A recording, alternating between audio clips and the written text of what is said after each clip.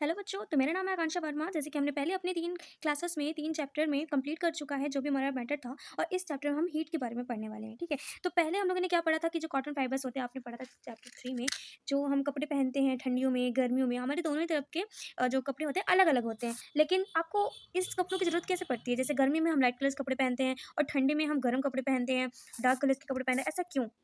तो क्या आप पहचानते हैं ठंड में हमें ठंड क्यों लगती है, गर्मी में हमें गर्म क्यों लगता है? तो आज इस चैप्टर में हम यही सब कवर करने वाले हैं। ओके, तो स्टार्ट करते हैं। Hot and cold. In our day-to-day life, we come across a number of objects. Some of them are hot and some of them are cold. Tea is hot and ice is cold. तो ये सब क्या है? अपने हम regular life में हर दिन देखते हैं कि जो ठंडी होती है, चाय गर्म होती है और आइस कोल्ड होती है। आइस बर्फ बर्फ, ठीक है? जो बर्फ होती है वो क्या ठंडा होता है। तो ऐसा आपको क्यों फील होता है? कभी सोचा है आपने? हुँ?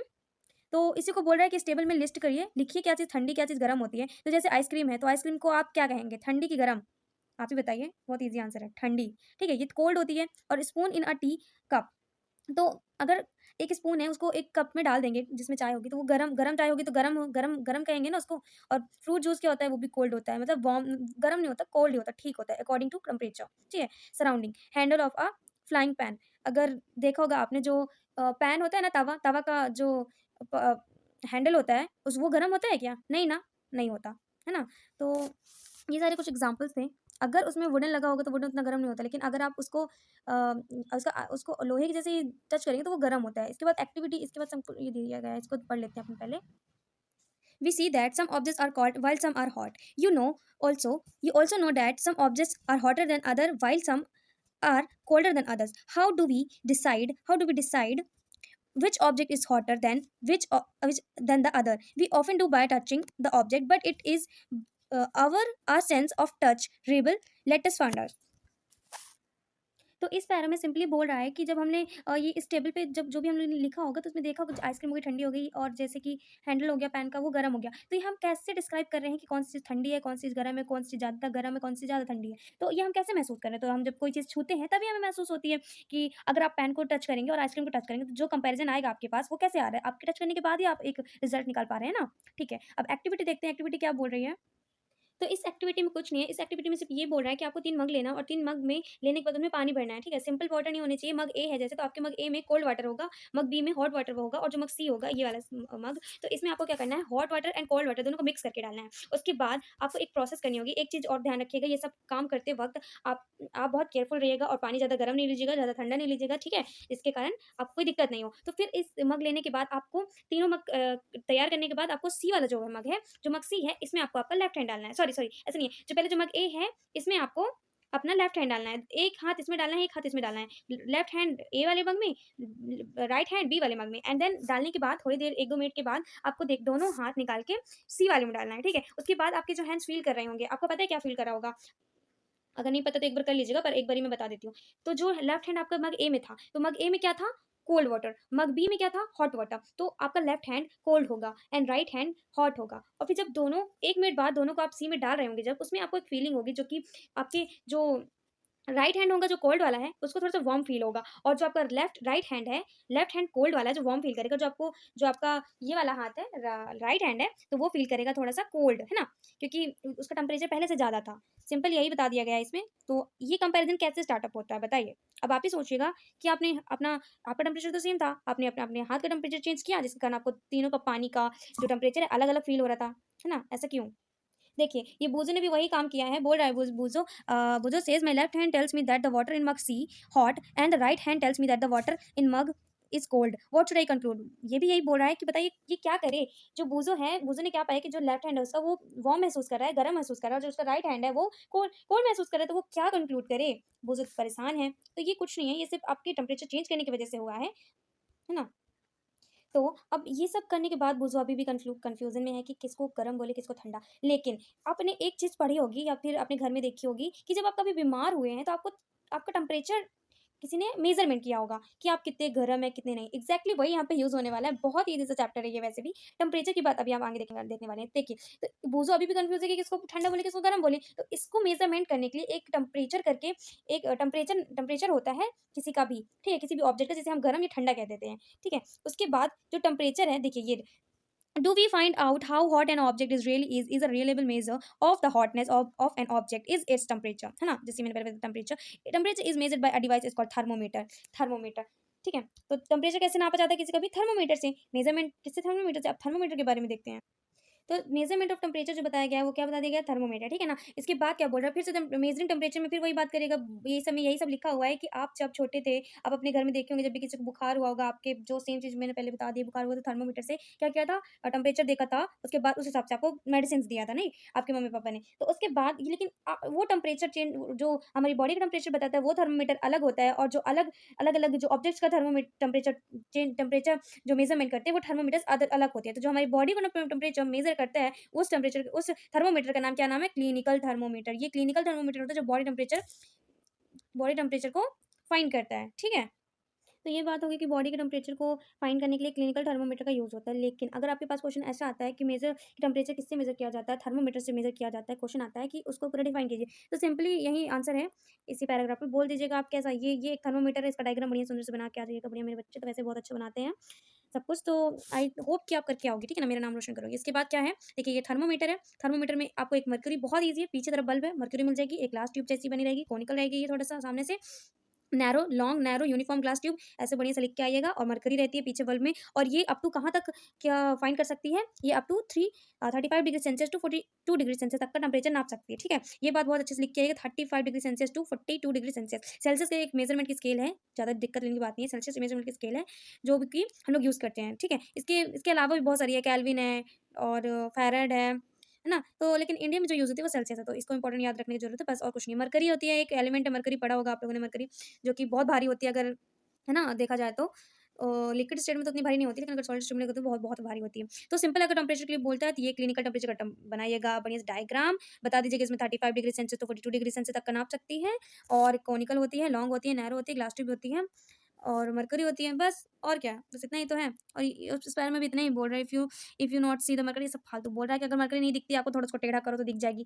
तो आप देख लीजिएगा, ये सब है बढ़िया से, है ना। वो जब यही बोल रहा है कि इसमें दो स्केल मिल रही है, तो मैं कौन सी वाली पढ़ूँ? तो सेम चीज़, एक फैराडे की स्केल दी होगी और एक सेल्सियस की स्केल दी होगी। तो मेरे हिसाब से आपको सेल्सियस स्केल ही पढ़ना चाहिए, क्योंकि एग्जाम के लिए वो भी इंपॉर्टेंट होती है, वही इंपॉर्टेंट होती है अभी के लिए, ठीक है। इसके बाद तो एक्टिविटी 4.2 में सिर्फ ये बताया गया है कि रीडिंग अ थर्मोमीटर, थर्मोमीटर कैसे रीड करना है। तो इसका सिंपल सा आपने किया भी होगा घर में, जब भी कभी आप बीमार पड़े होंगे, तो आपकी मम्मी क्या करती थी कि आपको थर्मोमीटर देती थी सिंपली, और आपको मुंह में डाल देती थी या तो अंडर आर्म्स में कि इसको दबा के रखो 1 मिनट तक, उसके बाद फिर पता चलेगा जो भी टेम्परेचर होगा। लेकिन इसके पहले भी कुछ प्रोसेस होती हैं जो कि रीडिंग का टेम्परेचर में, मतलब जो उसकी वैल्यू होती है उसमें चेंजेस कर सकती हैं। जैसे कि अगर आपको थर्मोमीटर को ठीक से साफ नहीं किए होंगे, तो पहला की जो मॉलिक्यूल्स होंगे, छोटे छोटे पार्टिकल्स होंगे, वो उस पे चिपक गए होंगे, जिसके कारण टेम्परेचर हमारा चेंज कर सकती है, ठीक है ना। तो सबसे पहले उसको अच्छे से वॉश करना है। उसके बाद आपने देखा होगा, जैसे इसमें ही देखा होगा, उसमें नंबर ऑफ डिवीजन होंगी, है ना। ये देखो, छोटे छोटे नंबर्स ऑफ डिवीजन गिन लीजिएगा कितनी है, बड़ी बड़ी नंबर्स ऑफ डिवीजन गिन लीजिए कितनी है, कैसे है, कितनी है। तो इसके हिसाब से आपका आंसर जो आएगा वो 1/5 आएगा। तो उसका 0.2 डिग्री सेल्सियस के गिनते हैं, ठीक है ना। तो ऐसे कर लेंगे। उसके बाद फिर क्या बोल रही है? Probably with an antiseptic solution, same चीज़ वही बोल रही है। Wash the thermometer probably with an antiseptic solution. अच्छे से उसको वॉश करना है, और उसको पकड़ने का जो तरीका है, जो मरकरी होती है ना, उसको आपको टच नहीं करनी है, ठीक है ना। फिर आपको अच्छे से अपने टंग के अंदर लेके जाना है, वहाँ पे 1 मिनट तक रखना है, और 1 मिनट के बाद रखने के बाद उसे वापस बाहर करना है, जिसमें आपको टेम्परेचर बता दिया जाएगा। तो नॉर्मल जो टेम्परेचर होता है एक बॉडी का, वो 37 या 35 डिग्री सेल्सियस होता है। लेकिन इससे ज़्यादा अगर होता है तो जनरली वो बुखार होता है, फीवर हो जाता है। लेकिन 37 डिग्री सेल्सियस इसको नॉर्मल कहा जाता है, ठीक है। इसके बाद क्या बोल रहा है? What did you record as your body temperature? तो आप ऐसा एक्सपेरिमेंट कीजिएगा अपने घर में, और देखिएगा आपका बॉडी टेम्परेचर क्या है। The normal temperature of the human body is 37 degree Celsius, ठीक है। वही चीज़ बोल दिया है जो कि मैंने बताया था आपको, कि जो नॉर्मल टेम्परेचर होता है बॉडी का 37 डिग्री सेल्सियस होता है। Note that the temperature is started with its unit, ठीक है। तो देख लीजिएगा टेम्परेचर कितना क्या है। उसके बाद पहेली क्या पूछ रही है, देखते हैं पहेली क्या पूछ। तो पहेली कह रही है, पहेली ने अपना देखा है टेम्परेचर, ऐसा एक्सपेरिमेंट करके कह रही है वाओ मेरा 37 डिग्री सेल्सियस है टेम्परेचर। तो पहले को हम बता दें, पहली पहली का 37 डिग्री इसलिए है क्योंकि उसको कोई भी बीमारी वगैरह नहीं है, इसलिए 37 डिग्री सेल्सियस उसका है टेम्परेचर। तो इसमें कोई दिक्कत की बात नहीं है, अगर इससे कम या ज़्यादा होता तो दिक्कत की बात होती है ना। ठीक है, अब नेक्स्ट एक्टिविटी इसके बाद क्या है 4.3 एक्टिविटी जो बोल रही है कि आपको क्या करना है, आपके जो भी फ्रेंड्स होंगे उन सबका टेम्परेचर देखना है क्या कैसे है, सबका टेम्परेचर नोट डाउन करना है विथ नेम, ठीक है, अपने फ्रेंड्स का। उसके बाद आप देखेंगे आपका जो रिजल्ट आएगा क्या होगा, सबका टेम्परेचर सेम नहीं होगा। इट मीन्स मेरे कहने का मतलब ये है कि तो जो 37 डिग्री सेल्सियस जो एक टेम्परेचर होता है बॉडी का, तो सबका सभी के बॉडी का सेम टेम्परेचर नहीं होगा, 37 डिग्री नहीं होगा। आपके सभी फ्रेंड्स का टेम्परेचर तो 35, 36, 38, 39 ऐसा हो सकता है, राइट। तो बात कहने की इस एक्टिविटी का सिर्फ एक ही मतलब है कि आपको ये समझाना चाहता है इस एक्टिविटी में कि एक टेम्परेचर की बॉडी नहीं होती है, किसी किसी की बॉडी हेल्दी होती है, किसी की बॉडी वीक होती है। तो इसके अकॉर्डिंगली सभी सभी की बॉडी के अकॉर्डिंगली ऐसा टेम्परेचर आगे पीछे हो सकता है, ठीक है। अब एक मेजर बात यहाँ पे ये भी पता चलेगी कि जो थर्मोमीटर होता है ना, उसकी जो लिमिट है 35 degree Celsius to 42 degree Celsius क्यों है ना। तो यहाँ पे इसका रीजन ये बता दिया गया है कि जो बॉडी होती है ना, एक जो नॉर्मल बॉडी होती है उसकी टेम्परेचर ना तो 35 डिग्री से कम और ना तो 42 डिग्री से ज़्यादा हो सकती है। इसलिए जो इसकी लिमिट है वो 35 degree Celsius to 42 degree Celsius है, ठीक है। ये हो गया। अब इसके बाद ये जो बूझो इसके मैं इतना मारूंगी कि ये बहुत कि ये दोबारा कर ही नहीं पाएगा ऐसे नोटी काम। तो बच्चों अगर आप भी ऐसे नोटी आइडियाज़ आते हैं आपके अंदर तो प्लीज़ अपने टीचर या पेरेंट्स से पूछ लीजिएगा। इसका कहने बूझो क्या बोल रहा है? बूझो कह रहा है कि अगर मैं इस थर्मोमीटर से क्लिनिकल थर्मोमीटर से मैं दूध का टेम्परेचर नापता हूँ, नापने का कोशिश करता हूँ, तो मेरी सहेली इतनी अच्छी सॉरी पहेली मेरी इतनी अच्छी लड़की है, पहेली इतनी अच्छी है कि वो तुरंत से उसको रोक दी। अच्छा वो पहेली पढ़ी लिखी लड़की है, ये बूझो तो पता नहीं क्या ही है। तो इसका जो मेज़र है यू इसको क्या थर्मोमीटर को ऐसे दूसरे बॉडी पे यूज़ नहीं करने का, दूसरे ऑब्जेक्ट पे यूज़ नहीं करने का, ऐसे क्लिनिकल थर्मोमीटर को। इसका जो मेन रीज़न ये है कि अगर आप ऐसा यूज़ करते हैं तो वो टूट सकता है और अगर वो टूट सकता है तो आपके हाथ में चोट-वोट भी लग सकती है। ये बुज़ुर्ग बहुत केयरलेस है, अगर पहले नहीं होती तो पता नहीं इसका क्या होता। तो बच्चों ऐसा कुछ भी मत यूज़ कीजिएगा बिना आपके टीचर के, बिना आपके पेरेंट्स के जो आपको हार्म करे, ठीक है? उनके लिए अलग टेम्परेचर अलग थर्मोमीटर बनाया गया है, आप उनके लिए अलग। ये देखिए एक थर्मोमीटर ये है जो क्लिनिकली किसी ऑब्जेक्ट के लिए यूज़ होता है ना? हमने भी काफ़ी सारे यूज़ किए हैं, पर आप बूज़ों से बच के रहिएगा, बूज़ों जैसे आइडियाज़ आपके दिमाग में ना आएँ, ठीक है? आगे देखते हैं क्या बोल रहा है। तो अभी तक हमने क्लिनिकल थर्मामीटर के बारे में पढ़ा है, देखा है कैसे उसे यूज़ करते हैं, क्या कैसे होता है उसका डेफिनेशन, कितना उसका लिमिट होता है। और अब सेम चीज़ हम देखेंगे लेबोरेटरी थर्मामीटर में। तो बेटा दोनों ही थर्मामीटर डिफरेंस होते हैं, बहुत डिफरेंस होता है कि जैसे क्लिनिकल थर्मामीटर की एक जो लिमिट होती है वो होती है 35 degree Celsius to 42 degree Celsius. लेकिन जो एक लेकिन एक जो लेबोरेटरी थर्मामीटर होता है उसका एक जो लिमिट होती है, काफ़ी ज़्यादा लिमिट्स होती है, बोले तो उसकी लिमिट होती है -10 degree Celsius to 110 degree Celsius. -10 आप सोच सकते हैं जब टेम्परेचर आपका 10 डिग्री सेल्सियस पहुँचता है तो कितनी ठंड होती है। अब यहाँ तो -10 डिग्री सेल्सियस की बात कर रहा है और जब आपके टेम्परेचर घर का टेम्परेचर 42 डिग्री होता है तो आपको अच्छी तेज़ वाली बुखार होती है। तो सोचिए 110 डिग्री सेल्सियस कितना कितना ज़्यादा तापमान होगा, है ना? तो इस पूरी लेबोरेटरी थर्मामीटर में यही बोला गया है और यही बता दिया गया है कि जो डिफरेंस होते हैं, अब ये थर्मामीटर एक दिखाई दे रहा है, ये इसका उसी का डायग्राम है। जो इस थर्मामीटर बहुत ज़्यादा ये एक्यूरेट होता है वैसे, क्योंकि ये ना ऑब्जेक्ट पे यूज़ होता है। सबसे पहली बात, ये ऑब्जेक्ट के लिए यूज़ होता है, किसी भी ऑब्जेक्ट को हम यूज़ कर सकते हैं उसी का टेम्परेचर फाइंड आउट करने के लिए। ऐसा दिखता है लेबोरेटरी, ठीक है? ऐसे बहुत सारे थर्मामीटर होते हैं तो जिसके कारण हमें अलग-अलग चीज़ों का टेम्परेचर पता चलता है। और जैसे कि आपने देखा होगा अपने फ़ोन में, आपके फ़ोन में बताता है कि आज का टेम्परेचर क्या था, पहले का टेम्परेचर क्या होने वाला है, आगे का टेम्परेचर क्या होने वाला है, पहले टेम्परेचर क्या थे। तो ये जो टेम्परेचर वेदर टेम्परेचर नापते हैं ना, इन टेम्परेचर को मैक्सिमम मिनिमम टेम्परेचर कहा जाता है, थर्मोमीटर कहा जाता है, ठीक है? तो इन टेम्परेचर को नापने के अलग-अलग टाइप्स के होते हैं, ठीक है? थर्मोमीटर यूज़ करने अलग-अलग मौसम के लिए, अलग-अलग सब्जेक्ट के लिए, अलग-अलग ऑब्जेक्ट के लिए अलग-अलग थर्मोमीटर होते हैं, ठीक है? तो इस वाले थर्मोमीटर का मेनली रीज़न है, मेजर जो डिफरेंस है वो यूज़ होते हैं ऑब्जेक्ट्स के लिए। और सेम चीज़ आपको यहाँ भी फाइंड आउट करना है, जैसे कि आपने क्लिनिकल थर्मोमीटर पे किया था कि उसमें नंबर ऑफ डिवीजन्स कितने हैं और छोटी-छोटी लाइन्स कितनी हैं और बड़ी-बड़ी लाइन्स कितनी हैं, ठीक है? नंबर ऑफ डिवीजन्स और डिवीजन्स कितनी हैं। तो उन सबको अगर आप डिवाइड करके देखेंगे तो आपका आपका एक रिजल्ट निकलेगा। इसके बाद फिर इस एक्टिविटी में हम देखते हैं क्या बोल रहे हैं। तो इस एक्टिविटी में सिर्फ इतना कहना चाहता है कि आपको एक एक्सपेरिमेंट करना है आपके लैब में, आपके टीचर कराएँगे कि आपको एक टैप वाटर लेना है, पानी लेना है सिंपल, और उसका टेम्परेचर फाइंड आउट करना है, ठीक है? टेम्परेचर फाइंड आउट करने के में बहुत ही ज़्यादा थोड़ा ध्यान देना पड़ेगा कि आपका जो थर्मामीटर है, जैसे कि इस डायग्राम में शो कर रहा है थर्मामीटर, उसका जो मरकरी होगा, बल्ब मरकरी का नीचे तरफ जो भी होगा, तो उसे टैप वाटर पे डालना है, उसका बॉटम टच नहीं होनी चाहिए ग्लास का और अगल-बगल से भी टच नहीं होना चाहिए। इसके बाद 1-2 मिनट पे रखने के बाद आपको उसका टेम्परेचर जब उसको देखना है, मरकरी जब तक वो स्टेडी ना हो जाए, जब तक वो रुक ना जाए, मरकरी मूवमेंट करेगी आपके थर्मामीटर पे कि वो जहाँ जितना उसका टेम्परेचर होगा वहाँ तक जाएगी, रुकेगी एंड देन बताएगी आपको कि उसका टेम्परेचर कितना है। तो उस टेम्परेचर को आपको नोट डाउन करना है और सेम चीज़ आपके अदर फ्रेंड्स जो लैब में कर रहे होंगे ये सारे एक्टिविटीज़, तो उनके टेम्परेचर में आपको डिफरेंस देखना है, ठीक है? तो वैसे तो टेम्परेचर सेम ही आना चाहिए क्योंकि एक ही क्लासरूम है और सबका जो ये थर्मामीटर है सेम ही होगा, ऑलमोस्ट सेम होगा, क्योंकि बॉडी सिर्फ सेम इस कारण से होगा कि जो रूम टेम्परेचर होगा वो सबका सेम होगा, इसलिए थर्मामीटर में टेम्परेचर में कोई चेंजेस नहीं होगा। लेकिन अब बुजुर्ग अब बोझो कह रहा है कि हम क्लिनिकल टेम्परेचर से अपना बॉडी टेम्परेचर तो कर सकते हैं, टेम्परेचर फाइंड कर सकते हैं, क्या हम लेबोरेटरी टेम्परेचर से, लेबोरेटरी थर्मोमीटर से टेम्परेचर फाइंड कर सकते हैं? तो इसका आंसर देखते हैं एक एक्टिविटी के थ्रू, ठीक है। तो इस 4.5 एक्टिविटी में क्या बोल रहा है, ये बोलना चाहता है कि जब आप इस एक्टिविटी को करेंगे तो क्या करेंगे, सबसे पहले एक हॉट वाटर ले लीजिएगा, ठीक है, एक बीकर में हॉट वाटर ले लीजिएगा, उसको उसमें एक लेबोरेटरी थर्मोमीटर डिप कीजिएगा, ये सब कुछ ध्यान में रखते हुए कि बॉटम टच नहीं होनी चाहिए, आपको आपको मतलब थर्मोमीटर डालना है हॉट वाटर पे, फिर आपको देखना है थर्मोमीटर निकाल के आप ऑब्जर्व करेंगे उस थर्मोमीटर का जो मरकरी लेवल होगा वो एकदम से नीचे गिरने लगेगा, है ना। जब देखेंगे मरकरी तो वो एकदम से नीचे गिरने लगेगा, इसका मतलब ये है कि जब आपको, इसका मतलब ये है कि जब आप टेम्परेचर नोट कर रहे होंगे, इसका मतलब टेम्परेचर नोट कर रहे होंगे तो आपको जो थर्मोमीटर होना चाहिए वो उसी मग के अंदर होना चाहिए, तभी वो आपको एक्यूरेट आपकी रीडिंग होगी। और अगर अब सेम आपने क्लिनिकल टेम्परेचर में क्या कर सकते थे, क्लिनिकल थर्मोमीटर में उसको निकाल के अपने जेब से मतलब मुंह से निकाल के तब आप टेम्परेचर देखते थे, लेकिन लेबोरेटरी टेम्परेचर में क्या होता है, थर्मोमीटर में आपको उसी के ऑब्जेक्ट के अंदर रख के ही आपको रीडिंग नोट कर सकते थे। तो आप बताइए, क्या आप ही बताइए, आपके लेबोरेटरी थर्मोमीटर से आप अपने बॉडी टेम्परेचर कर सकते हैं फाइंड आउट? ये तो आप ही के ऊपर है।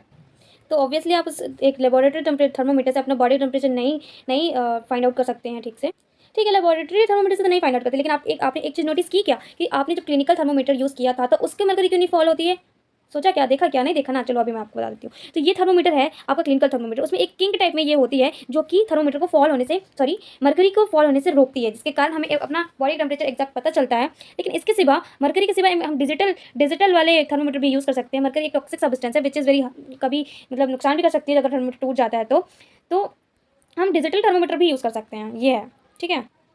ट्रांसफ़र ऑफ हीट, एक ये बहुत ही अच्छा इंपॉर्टेंट टॉपिक है, ट्रांसफ़र ऑफ हीट, हीट कैसे ट्रांसफ़र होती है। तो आपने इस एनसीईआरटी के थ्रू, पहले मैं बता देती हूँ, एनसीईआरटी थ्रू ये बोल रही है सिर्फ यहाँ की लाइन्स की, आपने पैन जो तवा आपने गैस के ऊपर रखा था फ्लेम के ऊपर, तो वो जब रोटी बनाई आपकी मम्मी ने तो वो गर्म हो गया, लेकिन जब तवा आपकी मम्मी ने नीचे रख दिया था अच्छे से तो वो ठंडा हो जाता है। ये क्या मान रहे, कुछ समझ में नहीं आ रहा। तो इसमें सिर्फ एक ही चीज़ है, ट्रांसफ़र ऑफ हीट। इसका मतलब ये है कि जो आपका हीट थी, पहले क्या हुआ, जब आपकी मम्मी ने फ्लेम के ऊपर रखा, फ्लेम के ऊपर आपके गैस के ऊपर रखा, आग के ऊपर रखा, तो वो हीट ट्रांसफ़र हुई, ठीक है।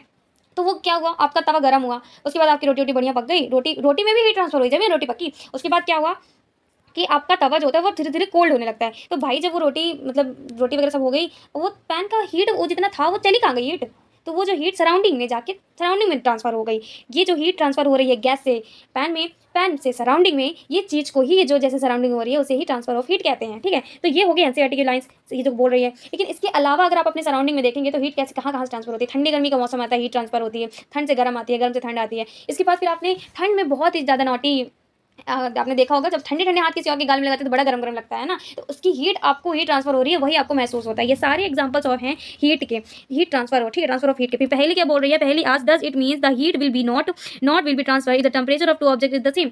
तो हाँ, ये बात भी सही हो सकती है। देखो, जब आपका बॉडी टेम्परेचर सेम, कोई मान लीजिए 35 डिग्री सेल्सियस है और आपके फ्रेंड का भी बॉडी टेम्परेचर 35 डिग्री सेल्सियस है, तो आप जब उसे टच करेंगे तो आपको ज़्यादा मतलब वैरायटी, कोई डिफरेंस नहीं दिखेगा, नॉर्मल लगेगा सब कुछ, है ना। तो इसका मतलब ये है कि जब कोई गर्म ऑब्जेक्ट होता है और वही गर्म ऑब्जेक्ट, उतने ही गर्म ऑब्जेक्ट को टच करेंगे तो हमें ज़्यादा वैराइटीज नहीं मिलती हैं। तो जो हीट होती है, हमें कोल्ड तब पता चलता है जब हमारा हाथ गर्म होता है, हमें गर्म जब पता चलता है जब हमारा हाथ थोड़ा ठंडा होता है। तो जो हीट ट्रांसफर है ना, वो hotter body to colder body होती है, ठीक है। ये बहुत ही इंपॉर्टेंट लाइनें लिखने के लिए। It's in all cases heat flows from a hotter object to the colder object. अब इस चीज़ को हम डिफाइन करते हैं एक एक्टिविटी के थ्रू, ठीक है, इन्वेस्टिगेट करते हैं क्या ऐसा ही होता है कि नहीं।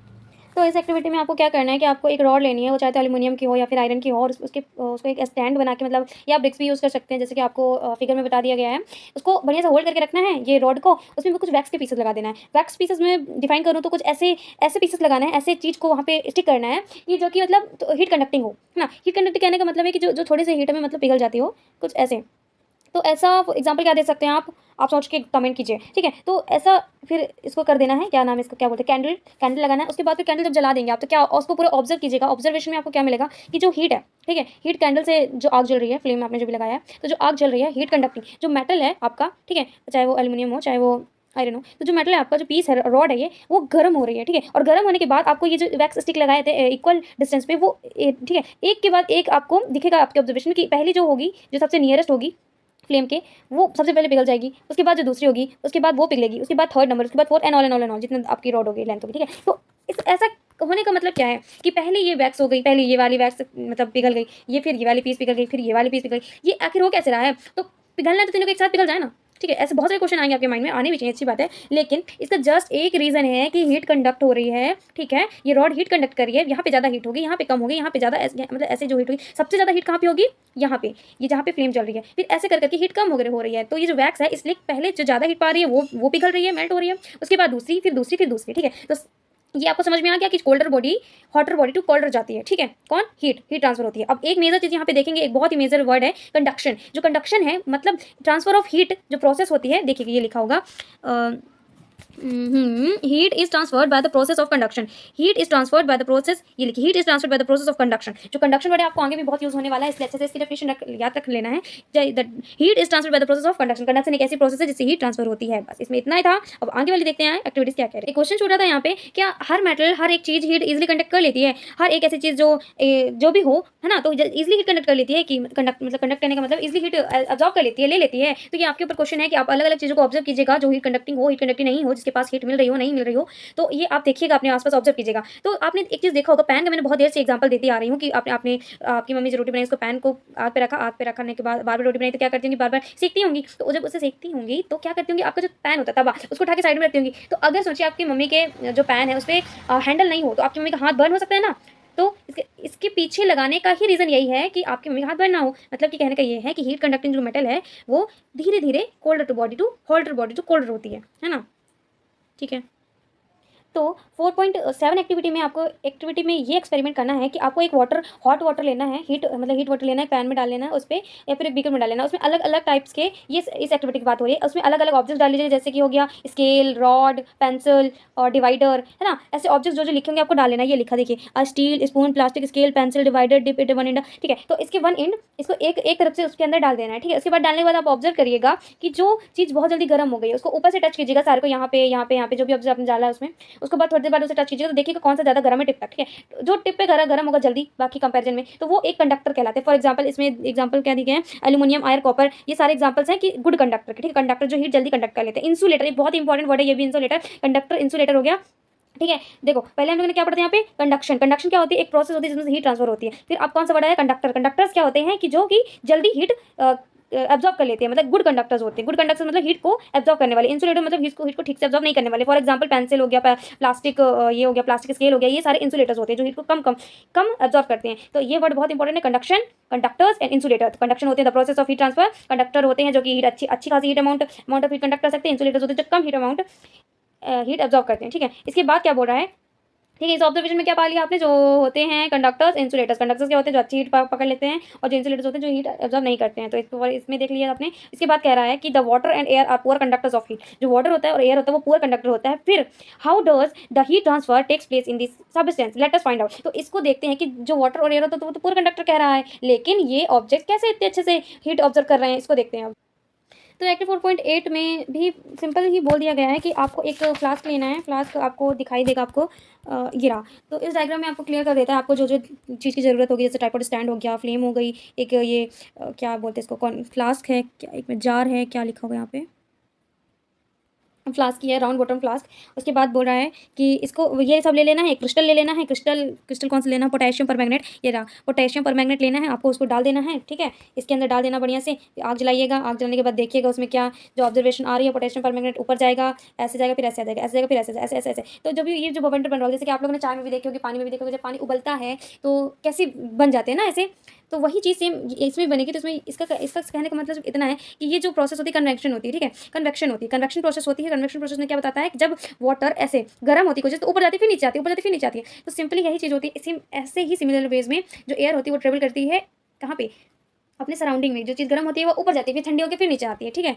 सिंपल इस एक्टिविटी में बस इतना ही दिया गया था। इतने सारी लाइन्स लिख के रखता है ये सब। इसका सिर्फ मेजर रीजन ये था कि आपको समझा सके कन्वेक्शन क्या होता है। जैसे कि हमने कंडक्टिंग पढ़ा था, कंडक्शन पढ़ा था, इंसुलेटर पढ़ा था, वैसे ही कन्वेक्शन भी एक मेजर वर्ड है जिसे आपको लर्न करना पड़ेगा, ठीक है। तो इस एक्टिविटी में, एक्टिविटी 4.9 में आपको इसका प्रूफ दिया गया है कि एक कन्वेक्शन कैसे वर्क करता है। देखिएगा तो इसका प्रूफ आप कर सकते हैं अपने घर पे भी, कि एक आपको कैंडल लेनी है, उसको लाइट अप करनी है, कैंडल जलाना है, ठीक है। कैंडल जलाने के बाद आपको उसका उस पर अपने एक्सपेरिमेंट करना है कि आपके हाथ को कैंडल के ऊपर रखना है, इतना ऊपर रखिएगा ताकि आपका हाथ जले नहीं, ठीक है। बी केयरफुल, अपने आपके पेरेंट्स को या तो अपने बड़े भैया को या तो आपके टीचर के सामने कीजिएगा, ताकि आपको ये हार्म हो तो फिर फटाफट से आपकी दवाई हो जाए, ठीक है। तो बहुत केयरफुल रहिएगा ये काम करते हुए। आपको क्या करना है, कैंडल के आप ऊपर हाथ रखना है, थोड़ा डिस्टेंस पे रहे जैसे इसमें बताया जा रहा है, और एक हाथ उसके साइड में रखना है। तो साइड में रखने से और जलाने से, कि जब कैंडल जलेगा तो आपको कुछ फील होगा, जो ऑब्जर्वेशन होगा आपका कन्वेक्शन को बताएगा। कन्वेक्शन का मतलब ये है कि आपका जो ये ऊपर वाला हाथ है फील करेगा ज़्यादा हॉट, और जो आपका साइड वाला हाथ है वो हॉटनेस फील नहीं करेगा। इट मीन्स ये है कि जब कन्वेक्शन का प्रोसेस क्या बताया था, ऊपर जाती है फिर नीचे आ जाती है, तो ऊपर यहाँ तक जाएगी जैसे आपके हाथ तक, यहाँ तक, उसके बाद वो फिर डाउनवर्ड आ जाएगी, है ना। डाउनवर्ड आने कहने का मतलब है तो फिर आपका जो डाउनवर्ड आएगी तो वो फील इसमें कुछ नहीं होगा, तो आपके लेफ्ट हैंड में कुछ फील नहीं होगा, जो राइट हैंड आपको उसमें फील होगा। तो कन्वेक्शन का प्रोसेस बताया था कि जो गर्म चीज़ होती है वो ऊपर जाती है एंड देन वो साइड से नीचे आ जाती है ना। सेम चीज़ यहाँ पे बता दिया है, बस इतना ही है। इसके बाद इस पैरा में क्या बोला, the people living in the coastal areas experience and interesting phenomena during the day and the land. Okay, ये अब मैंने पढ़ा है इसको, तो बताती है इस पैरा में सिंपली क्या कह रहा है कि जब आपने देखा होगा इसके अकॉर्डिंग देखते हैं हम लोग, ये आप अपनी बुक में देखिएगा, आपके बुक में थोड़ा वाइट होगा, मेरे बुक में थोड़ा ऐसा बता रहा है, ठीक है। तो क्या होता है, डे टाइम में लैंड बहुत जल्दी गर्म होती है, ठीक है। तो सेम वही बता रहा है, कन्वेक्शन की प्रोसेस बताएगा कि जैसे देखिए जो कोस्टल एरियाज होते हैं वहाँ की जो सी होती है कूल होती है दिन में, ठीक है। दिन में भी कूल होती है, रात में तो होती है, लेकिन दिन में जो कूल होती है तो उससे ठंडी हवा आती है रोड में, ठीक है। रोड में ठंडी हवा आई और फिर गर्म होगी, फिर वो ऊपर चली गई। ये देखिए ठंडी हवा आई, गर्म होकर ऊपर चली गई। ये सी है, ये हाउसेस है, ठंडी हवा गर्म होकर ऊपर चली गई, और फिर उसके उल्टा ही होता है। फिर क्या होता है, जो ठंडी हवा, मेरे में बहुत गलत ही शायद बना हुआ है ये एरो, तो फिर क्या होती है, ये एरो ऊपर से नीचे आती है, ठीक है। तो नाइट टाइम में क्या होती है कि जो रोड्स होती हैं वहाँ से ठंडी ठंडी आती है और सी को और ठंडा कर देती है। तो जो सी से एयर आती है उसे सी बच कहते हैं, और जो लैंड से एयर आती है उसे लैंड बच कहते हैं। तो इसके अकॉर्डिंगली जो रूरल जो कोस्टल एरियाज होते हैं वहाँ का ठंडी मौसम मतलब मेंटेन रहता है, टेम्परेचर दिन में ज़्यादा गर्म और रात में थोड़ा कोल्ड रहता है ना। इसके बाद एक चीज़ और मेजरली बोला गया है कि जो सन से जो हीट आती है उस हीट को कैसे डिफाइन करेंगे आप, है ना। तो थोड़ी सोचिएगा इसके बारे में, वरना तो बाकी पॉज करके सोच लीजिए जो भी है। फिर इसके लिए एक मेजरली वर्ड यूज होता है रेडिएशन। यहाँ पे बोल रहा है from the sun the heat comes to us by the another process is known as radiation. Simple जो हीट है सन से जो रेज आती है उसे रेडिएशन कह दिया गया और कुछ नहीं है, ठीक है। प्रोसेस उस प्रोसेस को रेडिएशन कहते हैं। तो सिंपली यही बोल रहा है, सन जो होती है, सन को मीडियम का जरूरत नहीं होती, वो इजीली आ जाती है, चाहे मीडियम हो चाहे ना हो, वो डायरेक्टली आ जाती है अर्थ पे और हीट। तो सिंपल इस बारे में यही कह दिया गया है, जो ट्रांसफर ऑफ हीट को रेडिएशन करता है, सन से जो हीट आती है ना उसे भी हम लोग एब्जॉर्ब करते हैं, और सराउंडिंग में हम लोग भी हीट मतलब देते हैं, ठीक है। तो इसका मतलब कहने का मतलब ये है, जो इस चैप्टर में ट्रांसफर ऑफ हीट का इस पे जो यहाँ पे बता रहा है कि जो सन होती है हम उसकी हीट को भी यूज़ करते हैं विदाउट एनी मीडियम, सराउंडिंग से हीट लेते हैं। सराउंडिंग हीट कहाँ से आती है, वो चाहे सन चाहे जहाँ से भी हो। सन एक बहुत ही बड़ा मेजर था, जैसे हमने प्लांट में भी देखा था, है ना, उस वाले चैप्टर में देखा था। सन बहुत ही इंपॉर्टेंट है। तो रेडिएशन जो होती है, यहाँ पे हीट पढ़ रहे हैं हम लोग, तो हीट को देखते हैं, हीट हम लोग लेते हैं देते हैं, जिसके कारण किसी भी ऑब्जेक्ट का भी हीट गर्म या ठंडा मेजरमेंट होता है, ठीक है। अब इसमें एक 4.5 जो क्या बोल रहा है, kinds of clothes we wear in the summer and winter. तो मैं पिछले 2 चैप्टर से चिल्लाती आ रही हूँ कि हम लोग गर्मियों में लाइट कलर के कपड़े पहनते हैं और सर्दियों में हम लोग सर्दियों में हम लोग क्या पहनते हैं, डार्क कलर के कपड़े पहनते हैं। तो इसका रीज़न देखते हैं यहाँ पे क्या बता रहा है। वैसे तो इसका रीज़न है सन की रेज भी इसका एक मेजरली रीज़न है, वैसे एक्टिविटी क्या बोल रही है उसका रीज़न देखते हैं, ठीक है। तो सिंपली इस एक्टिविटी के अकॉर्डिंग आपको 2 पेन ले लेना है, सॉरी 2 कैंस ले लेना है। 2 कैंस लेने के बाद आपको क्या करना है, उसमें पानी भरना है, पानी नहीं भरना है, उसके पहले आपको कलर करनी है। तो 2 कैंस लेने के बाद पहले इन लोग को बढ़िया, एक को कलर कर लेंगे, एक को नहीं करेंगे। तो इसमें व्हाइट वाला जो है वो कलर्ड है, जो ब्लैक वाला है वो कलर नहीं है, ठीक है। फिर इसमें पानी भरिएगा और उसके बाद फिर थोड़ी देर बाद देखिएगा आपको इसमें किसका पानी, किसी का कोल्ड, किसी गर्म है, किसका कोल्ड, किसका ठंडा है। जो एक्टिविटी की आपको बात पता चलेगा तो मुझे बताइएगा। एक्चुअली मुझे पता नहीं है इसका आंसर क्या होगा, पर मुझे ऐसा लगता है अकॉर्डिंग टू माई कैलकुलेशन कि जो कलर्ड वाटर होगा उसका पानी जो होगा शायद उसका पानी थोड़ा वार्म होगा, मतलब ठंडा, मतलब ठीक होगा, और इसका शायद थोड़ा गर्म जल्दी हो जाएगा, क्योंकि जो कैंस भी होते हैं वो भी हीट कंडक्टिंग होते हैं, है ना। तो देख के आप मुझे बताइए एक्सपेरिमेंट करके, ये वाला मैं भी घर पे करूँगी तो वीडियो आप लोग को जरूर शेयर करूँगी। तो नेक्स्ट देखते हैं एक्टिविटी 4.11 क्या बोलती है। एक्टिविटी 4.11 भी यही बोल रही है कि आपको जो दोनों ये आपने यूज़ किए थे उसको फिर से यूज़ करना है, एक 60 डिग्री टेम्परेचर के रूम में छोड़ के आना है दोनों ही कैंस को, और फिर थोड़ी देर बाद आपको 10 to 15 मिनट्स के बाद आप देखिएगा उसका टेम्परेचर क्या होगा। उसका थर्मोमीटर टेम्परेचर नोट डाउन करने के बाद आप क्या पाएंगे कि जो कि व्हाइट वाला होगा उसका जो व्हाइट कलर के पेन कलर्स होते हैं वो क्या होता है कि जो रेडिएशन होती है, हीट जो रेडिएशन होती है वो कम अब्जॉर्ब करती है, जिसके कारण हमें गर्मियों में लाइट कलर्स यूज़ करने के लिए कहा जाता है ना। तो मतलब जो लाइट कलर्स होते हैं वो हीट कम अब्जॉर्ब करती है, और जो डार्क कलर्स होते हैं वो हीट ज़्यादा अब्जॉर्ब करती है ना। इसलिए हम लोग को ठंड में क्या कहा जाता है, डार्क कलर्स कपड़े पहनो, और गर्मियों में लाइट कलर कपड़े पहनो। तो इसका मेजर जो रीज़न था यही है ना। और उसके बाद और जो लाइट होती है वो मोस्टली रिफ्लेक्ट कर जाती है लाइट कलर्स की, इसलिए कहा जाता है। उसके बाद जो थोड़े से बच्चे को भी देख लेते हैं, बाकी तो चैप्टर खत्म ही है। तो इस पॉइंट पे इस टॉपिक में क्या बोल रहा है, woollen clothes keep us warm in winter. तो इसको देख लेते हैं। In winters we use woollen clothes is a poor conductor of heat, moreover there is a air trap between the woolen fibers there are prevent the flow of heat from our body to the cold surroundings so that we feel warm. Suppose you are giving the choice in the winter of using either one thick blanket or two thin blanket joined together, what would you choose and why? तो remember that there would be a layer of air in the blanket। तो आपको क्या बोल रहा है, ठंडी में आप लोग जो क्या करते हैं कि आपको एक सिचुएशन दे रही है कि आपको दो ब्लैंकेट दे रहे हैं, जो कि एक ब्लैंकेट पे काफ़ी सारे लेयर्स है, एक थिन है, एक मोटा है, एक बहुत ही पतला ब्लैंकेट है। तो आप कौन सा ब्लैंकेट यूज़ करेंगे? तो इसका आंसर आप कमेंट में बताइएगा। बाकी मैं आपको बता देती हूँ कि जो थिक वाला ब्लैंकेट होगा वो क्या होगा कि वो पुअर कंडक्टर होते हैं। पुअर कंडक्टर कहने का मतलब ये है जो हीट पास नहीं कर सकते, जिसके कारण हमें वार्म रखते हैं। कोई भी ठंडे में जो हम भी कपड़े पहनते हैं तो वो पुअर कंडक्टर होते हैं, जो कि पुअर कंडक्टर होते हैं तो क्या करते हैं, हमारी हीट को बाहर नहीं जाने देते, तो बाहर नहीं जाने देंगे जो हीट होगी हमें वार्म रखेगी, है ना। तो यही कॉन्सेप्ट है। बाकी ये सारे कीवर्ड्स के तो मैंने बता ही दिया सभी को, सारे चैप्टर में, पूरे चैप्टर में। ओके, मिलते हैं नेक्स्ट वीडियो में। Thank you. आप ऐसा आंसर जरूर कमेंट करके बताइएगा आप कौन सा ब्लैंकेट यूज़ करेंगे, थिन वाला कि थिक वाला। बाय।